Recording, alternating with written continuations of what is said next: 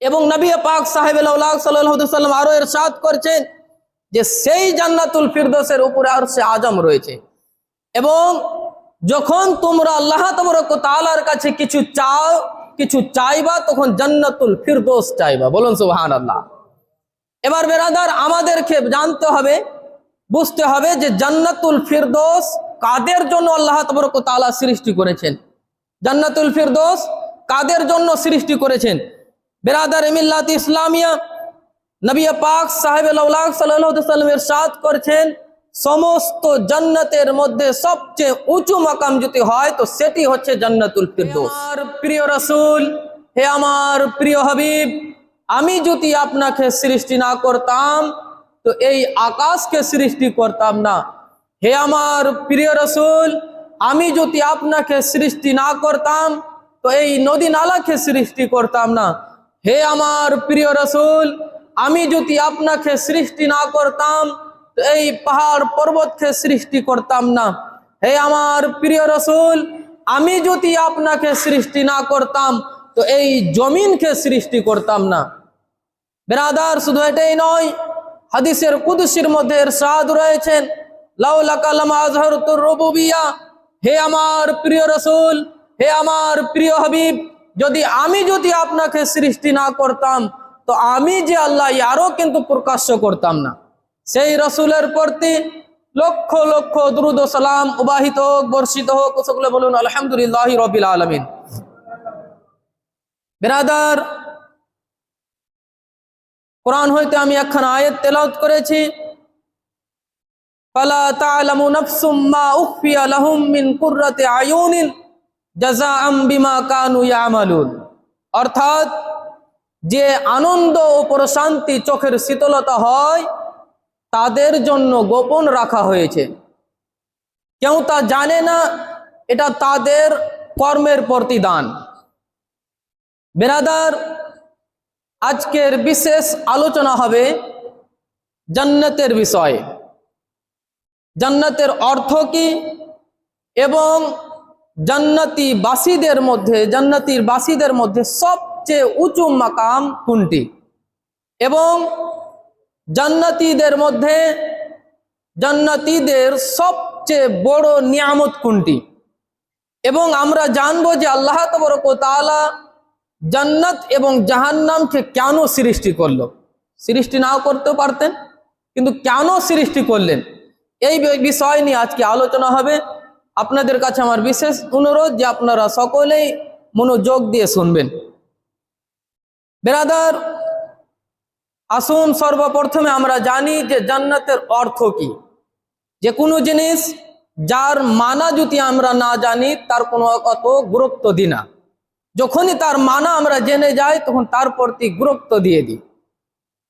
তাই জান্নাতের অর্থ হচ্ছে এমন বাগান, এমন গাছপালা বাগান যে সেই গাছপালার সেই বাগানে জমিনকে ঢেপে রেখেছে। বলুন সুবহানাল্লাহ। এবং জান্নাত এত সুন্দরভাবে আল্লাহ তাবারক ওয়া তাআলা সৃষ্টি করেছেন, না কোনো মানুষের অন্তরে এসেছে, না কোনো মানুষের দৃশ্যতে এসেছে। বেরাদার, এবার আসুন যে আল্লাহ তাবারক ওয়া তাআলা জান্নাতকে কেন সৃষ্টি করলেন, জান্নাতকে কেন সৃষ্টি করলেন। তো বেরাদার, বুঝার আগে সর্বপ্রথমে আমি পৃথিবীর উদাহরণ দিয়ে বুঝাচ্ছি। দেখেন, যেরকম একটি ছেলে যখন স্কুলে ভর্তি হয়ে যায় তখন মাস্টার বলে যে অমুক তারিখ থেকে নিয়ে অমুক তারিখ পর্যন্ত তোমাদের পরীক্ষা হবে, তাই তোমরা পরীক্ষা দেওয়ার জন্য তৈরি করতে শুরু করে দাও এবং কি টপ নাম্বার নিয়ে আসতে হবে তোমাদের সকলকে। বেরাদার, পরীক্ষা যখন দেওয়া হয়ে যায় ঠিক তেমনই কিছুদিন পর মাস্টার তখন রেজাল্ট দিয়ে দেয়, কে পাস হয়েছে কে ফেল হয়েছে। যে পাস হয়েছে তার জন্য গিফট রাখা হয়েছে, যে ফেল হয়েছে তাকে কিন্তু গিফট দেওয়া হয় না। ঠিক তেমনই আল্লাহ তাবারক ওয়া তাআলা কোরআনে মুকদ্দাসের মধ্যে ইরশাদ করছেন, আল্লাযী খালাকাল মাউতা ওয়াল হায়াতা। আল্লাহ বলছে যে আমি মওত এবং জীবনকে সৃষ্টি করেছি। কিসের কারণে?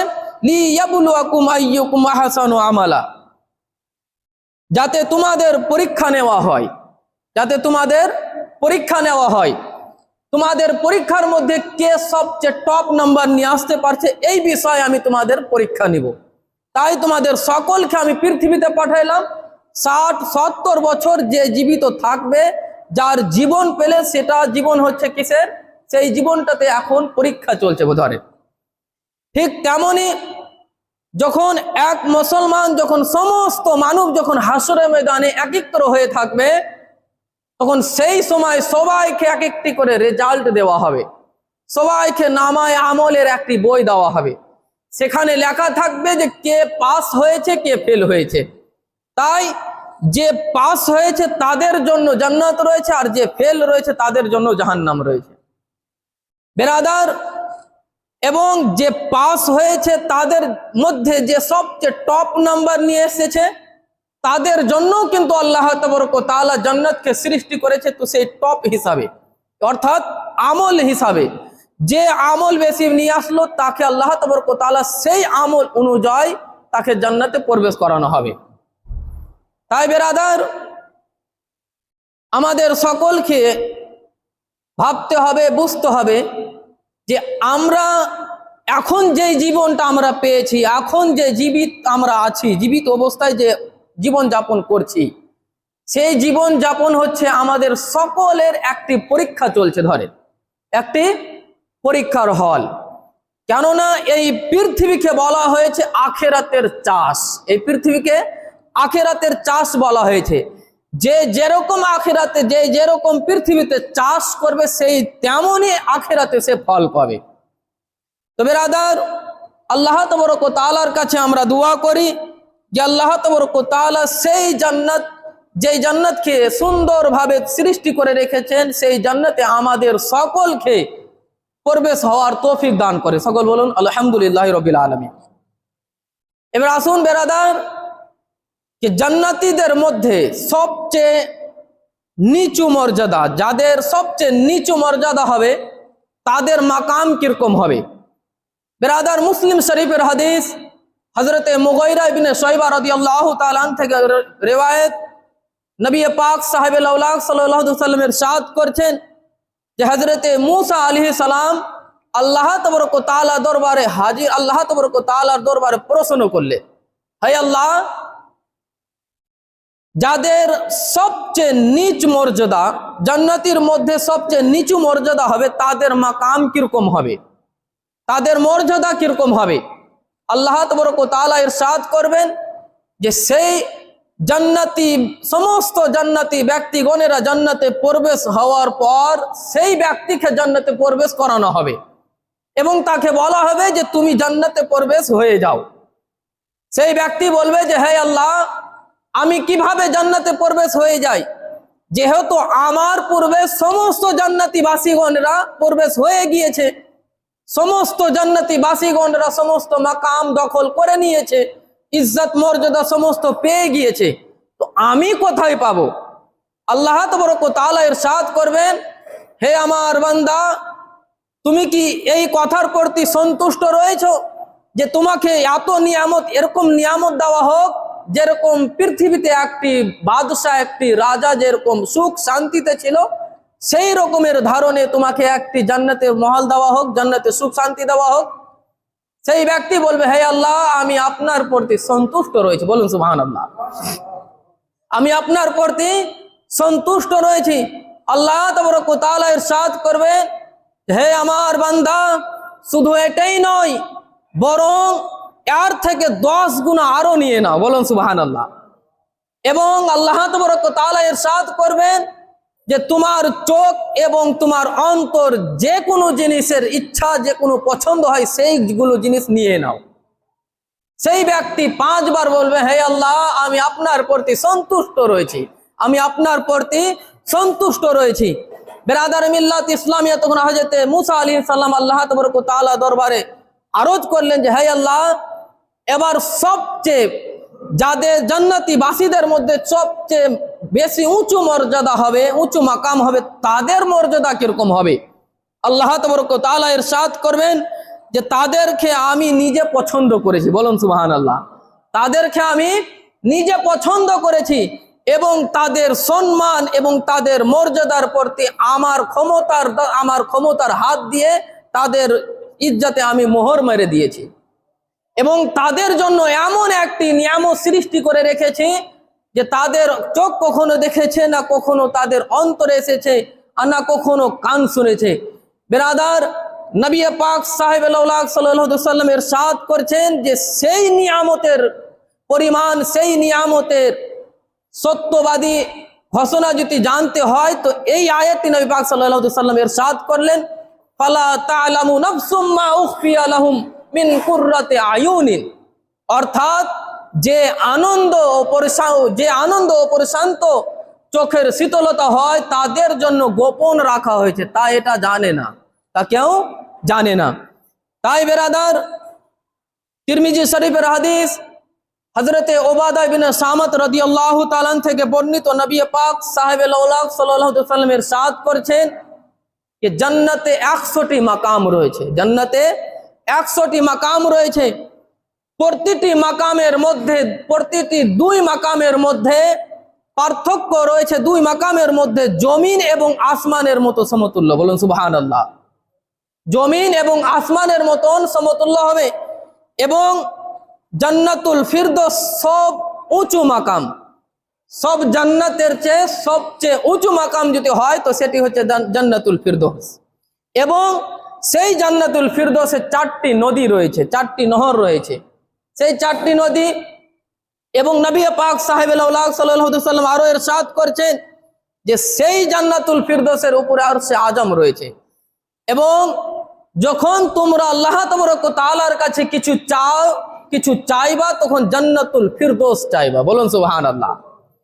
এবার বেরাদার, আমাদেরকে জানতে হবে, বুঝতে হবে যে জান্নাতুল ফিরদৌস কাদের জন্য আল্লাহ তাবারক ওয়া তাআলা সৃষ্টি করেছেন, জান্নাতুল ফিরদৌস কাদের জন্য সৃষ্টি করেছেন। বেরাদার মিল্লাত ইসলামিয়া, নবী পাক সাহেবুল্লাহ সাল্লাল্লাহু আলাইহি ওয়াসাল্লাম ইরশাদ করেছেন সমস্ত জান্নাতের মধ্যে সবচেয়ে উঁচু মাকাম যদি হয় তো সেটি হচ্ছে জান্নাতুল ফিরদৌস। এবং জান্নাতুল ফিরদৌস কাদের জন্য সৃষ্টি করা হয়েছে, সূরা কাহফ আয়াত নম্বর 107 এর মধ্যে আল্লাহ তাবারক ওয়া তাআলা ইরশাদ করেছেন ইন্নাল্লাযীনা আমানু, অর্থাৎ যে ঈমান নিয়ে আসলো, ওয়া আমিলুস সালিহাত, এবং নেক আমল করলো, কানাত লাহুম জান্নাতুল ফিরদৌসে নুজুলা, অর্থাৎ তার জন্য জান্নাতুল ফিরদৌসে মেহমানি রয়েছে। বলুন সুবহানাল্লাহ। তার জন্য জান্নাতুল ফিরদৌসে মেহমানি রয়েছে।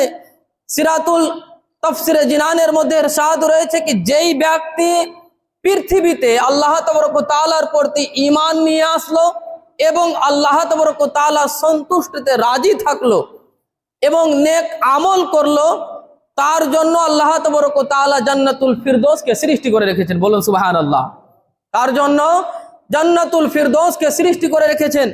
বিরাদার মিল্লাত ইসলামের রিওয়ায়াতের মধ্যে এসেছেন, হযরত কাব আল আহবার রাদিয়াল্লাহু তাআলা থেকে বর্ণিত, তিনি ইরশাদ করছেন যে আল্লাহ তাবারক ওয়া তাআলা জান্নাতুল ফিরদৌস সৃষ্টি করেছেন কিছু উদ্দেশ্য, কোন মানুষের জন্য। যেই ব্যক্তি নেক আমলের আদেশ দিবে এবং খারাপ মন্দ কাজ থেকে বিরত রাখবে তার জন্য আল্লাহ তাবারক ওয়া তাআলা জান্নাতুল ফিরদৌসকে সৃষ্টি করে রেখেছেন। বলুন সুবহানাল্লাহ। বেরাদার, নেক আমলের আদেশ দেওয়া এবং মন্দ কাজ থেকে বিরত রাখা বরং জান্নাতের হকদার হওয়া। বেরাদার, হাদিসের মধ্যে এসেছেন, তিরমিজি শরীফের হাদিস, যে জান্নাত মানুষের জন্য দোয়া করে, জান্নাত মানুষের জন্য দোয়া করে। কিরকম ভাবে? যে এক মানুষ যখন জান্নাতের জন্য দোয়া করে তখন ঠিক তেমনই জান্নাত তার জন্য দোয়া করে। হাদিসের মধ্যে এসেছেন, হযরত আনাস ইবনে মালিক রাদিয়াল্লাহু তাআলা থেকে বর্ণিত, তিনি ইরশাদ করছেন যে নবী পাক সাহেবুল্লাহ সাল্লাল্লাহু তাআলা আলাইহি ওয়াসাল্লাম ইরশাদ করছেন कि যেই ব্যক্তি আল্লাহ তাবারক ওয়া তাআলার কাছে 3 বার জান্নাত চাইবে, জান্নাত নিজে তার জন্য দোয়া করবে যে হে আল্লাহ তাকে জান্নাতে প্রবেশ করিয়ে দাও। বলুন সুবহানাল্লাহ। তাকে জান্নাতে প্রবেশ করিয়ে দাও। এবং যেই ব্যক্তি জাহান্নাম থেকে মুক্তি পাওয়ার জন্য 3 বার আল্লাহ তাবারক ওয়া তাআলার কাছে প্রার্থনা করবে, দোয়া করবে, জাহান্নাম নিজে আল্লাহ তাবারক ওয়া তাআলার কাছে দোয়া করবে যে হে আল্লাহ, তাকে জাহান্নামের আগুন থেকে বিরত রাখো। বলুন সুবহানাল্লাহ। বিরাদার, জান্নাত আল্লাহ তাবারক ওয়া তাআলা এত সুন্দরভাবে সৃষ্টি করেছেন, এত সুন্দরভাবে সৃষ্টি করেছেন যে আজ পর্যন্ত কোনো মানুষের অন্তরে তার কল্পনাও আসেনি। রিওয়ায়াতের মধ্যে এসেছে যে জান্নাতের মহিলাদের মধ্যে কোনো এক মহিলা যদি 7 সমুদ্রের পানিতে যদি থুথু ফেলে দেয়, তাহলে সেই থুথু 7 সমুদ্রের পানি মধুর চেয়েও বেশি মিষ্টি হয়ে যাবে। বলুন সুবহানাল্লাহ। এবং জান্নাতে 4টি নদী রয়েছে, সেটি হচ্ছে কি, সর্বপ্রথম হবে পানি, দ্বিতীয় হবে দুধ, তৃতীয় হবে মধু এবং চতুর্থ হবে শরাব। সেই শরাব যে শরাবে কোনো নেশা থাকবে না, অর্থাৎ নেশাহীন। বিরাদার, এবং আরো রিওয়ায়াতের মধ্যে এসেছে যে জান্নাতীদের কখনো পোশাক নোংরা হবে না, কখনো পোশাক নোংরা হবে না। এবং আরো এর স্বাদ রয়েছে কি জান্নাতীদের কখনো যৌবনকাল নষ্ট হবে না, যৌবনকাল নষ্ট হবে না।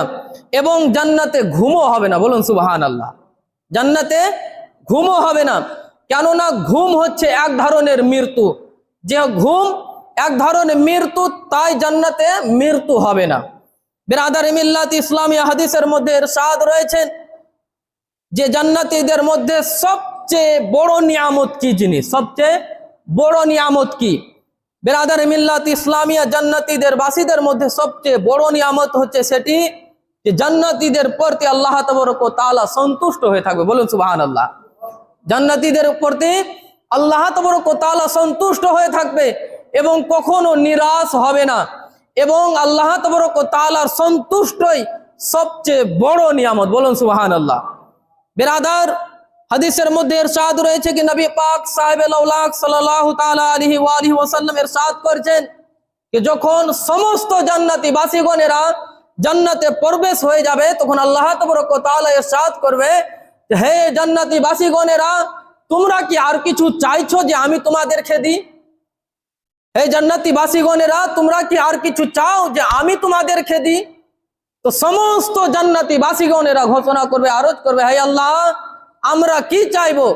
যেহেতু আপনি আমাদের মুখকে উজ্জ্বল করেছ, যেহেতু আপনি আমাদেরকে জান্নাতে প্রবেশ করিয়েছেন, যেহেতু আমাদের সকলকে আপনি জাহান্নাম থেকে বিরত রেখেছেন। বলুন সুবহানাল্লাহ।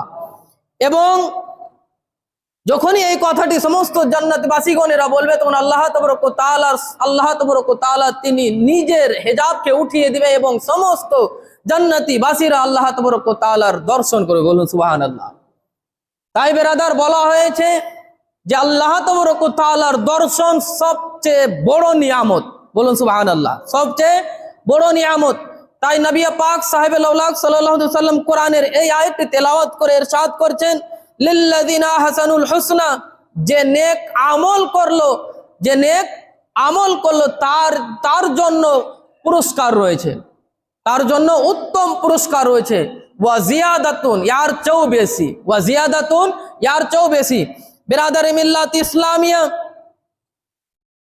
হাদিসের মধ্যে রিওয়ায়াত এসেছে যে হযরত আবু হুরায়রা রাদিয়াল্লাহু তাআলা থেকে বর্ণিত যে নবী পাক সাহেবে লাউলাক সাল্লাল্লাহু তাআলা আলাইহি ওয়াসাল্লাম ইরশাদ করছেন যে জান্নাতি বাসীগণদের শরীরে কখনো লোম হবে না, শরীরে কখনো চুল হবে না, বরং চুলহীন ছাড়া হবে এবং তাদের চোখে সুরমা লাগানো থাকবে। এবং হাদিসের মধ্যে এসেছে যে তাদের হাইট কিরকম হবে, বলা হয়েছে যে তাদের হাইট হবে হযরতে আদম আলাইহিস সালামের মতো। বলুন সুবহানাল্লাহ। এবং তাদের চেহারা এবং তাদের মুখ এবং তাদের চেহারা কিরকম হবে, তো বলা হয়েছে কি হযরতে ইউসুফ আলাইহিস সালামের মতো হবে এবং তাদের অন্তর হবে তো হযরতে আইয়ুব আলাইহিস সালামের মতো। বলুন সুবহানাল্লাহ। বিরাদার, হাদিসের মধ্যে আরো ইরশাদ রয়েছে कि हजरत अबू हुरैरा रदियल्लाहु ताला থেকে বর্ণিত নবী পাক সাহেবে লাউলাক সাল্লাল্লাহু তাআলা আলাইহি ওয়া আলিহি ওয়াসাল্লাম ইরশাদ করেছেন যে জান্নাতে একটি গাছ রয়েছে, জান্নাতে একটি গাছ রয়েছে, সেই গাছের ছায়া যদি কোনো ব্যক্তি সেই এক ঘোড়ার উপরে সওয়ার হয়ে ৭৭,১০০ বছর পর্যন্ত সেই ঘোড়া নিয়ে যদি দৌড়তে থাকে, তার শর্ত কিন্তু তার ছায়া শেষ করতে পারবে না। বলুন সুবহানাল্লাহ। বিরাদার, আরো ইরশাদ রয়েছে কি তাদের কখনো যৌবনকাল নষ্ট হবে না, তাদের কখনো যৌবনকাল নষ্ট হবে না। বরং আরো ইরশাদ রয়েছে যে জান্নাতি বাসীদের মধ্যে সবচেয়ে যখন জান্নাতি সমস্ত জান্নাতি বাসীগণেরা যখন জান্নাতে প্রবেশ হয়ে যাবে, তাদের প্রথম খাবার কি হবে? তো বলা হয়েছে যে প্রথম খাবার হবে মাছের কলজি। বলুন সুবহানাল্লাহ। আমরা দেখেছি কি ব্রাদার? কখনো আমরা দেখিনি যে মাছের কলজি হয়, কিন্তু আল্লাহ তাবারক ওয়া তাআলা সমস্ত মুমিনগণদের জন্য একটি গিফট রেখেছে, সেই গিফটটি হচ্ছে জান্নাত। আর সেই জান্নাতের প্রথম খাবার হবে মাছের কলজি। ব্রাদার, নবী পাক সাহেবে লাউলাক সাল্লাল্লাহু আলাইহি সাল্লাম কোথায় বলছে? মদিনা শহরে দাঁড়িয়ে বলছে কি জান্নাতে সমস্ত জান্নাতি যখন প্রবেশ করে যাবে, তখন জান্নাতি বাসীগণদের জন্য সবচেয়ে প্রথম খাবার হবে তো মাছের কলজি। তো বেরাদার, এখান থেকে আমরা বুঝতে পারি যে নবী পাক সাহেবে লাউলাক সাল্লাল্লাহু আলাইহি সাল্লাম ইলমে গায়ব জানে, কিন্তু কিছু মানুষ রয়েছে কি নবী পাক সাল্লাল্লাহু আলাইহি সাল্লাম ইলমে গায়ব জানে না। তো বেরাদার, আল্লাহ তাবারক ওয়া তাআলা তাদেরকে হেদায়েত দাও, বুঝার শক্তি দান করুক। বিরাদার মিল্লাত ইসলামিয়া, হাদিসের মধ্যে আরো ইরশাদ রয়েছে কি নবী পাক সাহেবে লাউলাক সাল্লাল্লাহু তাআলা আলাইহি ওয়া আলিহি ওয়াসাল্লাম ইরশাদ করেছেন যে জান্নাত তাদের জন্য হারাম হয়ে যাবে, জান্নাত তাদের জন্য হারাম হয়ে যাবে, তারা জান্নাতে প্রবেশ করতে পারবে না। কারা? যারা যেই মানুষের প্রতি, যারা যেই ব্যক্তি অশ্লীল কথা বলে এবং খারাপ কথা বলে, গালিগুলোজ দেয়, সেই ব্যক্তির বিষয়ে বলা হয়েছে কি সেই ব্যক্তি কখনো জান্নাতে প্রবেশ করতে পারবে না। তাই বেরাদার, আমরা আল্লাহ তাবারক ওয়া তাআলা আমাদেরকে যেই মাযহাবে সৃষ্টি করেছেন, যেই মাযহাবে জন্মদান দিয়েছে, সেই মাযহাবটি হচ্ছে সব মাযহাবের চেয়ে উত্তম মাযহাব, সেই দিনের চেয়ে উত্তম দিন। তাই আমাদের সকলকে অশ্লীল কথা থেকে বাঁচতে হবে, খারাপ কথা থেকে বাঁচতে হবে এবং মানুষের ক্ষতি থেকে বাঁচতে হবে, মানুষের চুগলি থেকে বাঁচতে হবে এবং রিয়াকারি থেকে বাঁচতে হবে। তার শর্তে বেরাদার আমরা সেই আল্লাহ তাবারক ওয়া তাআলা যে নিয়ামতগুলো সৃষ্টি করেছেন সেই নিয়ামতগুলো আমরা দর্শন করতে পারবো। যদি আমরা জীবিত অবস্থায় যদি মানুষের গীবাত করি, জীবিত অবস্থায় যদি মানুষের চুগলি করি, জীবিত অবস্থায় যদি মানুষকে যদি অশ্লীল কথা বলি, তাহলে যেই নিয়ামত আল্লাহ তাবারক ওয়া তাআলা সৃষ্টি করে রেখেছেন সেই নিয়ামত কখনো আমরা দর্শন করতে আর পারবো না। তাই বেরাদার, আমার আপনাদের কাছে বিশেষ অনুরোধ যে আপনারা সকলেই এক আল্লাহকে রাজি করার জন্য এক আল্লাহ তাবারক ওয়া তাআলার আহকাম অনুযায়ী আমল করুন। কেননা যে যেরকম আমল করবে সেই তেমনই আল্লাহ তাবারক ওয়া তাআলা তাকে জান্নাতে প্রবেশ করানো হবে। যার আমল থাকবে না তাকে আল্লাহ তাবারক ওয়া তাআলা জাহান্নামে প্রবেশ করিয়ে দেওয়া হবে। তাই আপনারা সকলেই 5 ওয়াক্তের নামাজ পড়ুন এবং হালাল রুজির ব্যবস্থা করুন এবং সৎ পথে চলুন এবং মন্দ কাজ থেকে দূরে সরেন। বেরাদার, আমরা মানুষের মধ্যে এমন একটি মানুষকে আমরা আল্লাহ তাবারক ওয়া তাআলা সৃষ্টি করেছেন, মখলুকের মধ্যে এমন সৃষ্টি করেছেন যাকে বলা হয়েছে আশরাফুল মখলুকাত, অর্থাৎ সর্ব উঁচু মখলুকাত। তাই বেরাদার, আমরা সকলেই আল্লাহ তাবারক ওয়া তাআলার ইবাদত করব, আল্লাহ তাবারক ওয়া তাআলার আদেশ অনুযায়ী চলব, আল্লাহ তাবারক ওয়া তাআলার হুকুম অনুযায়ী আমরা আমল করব।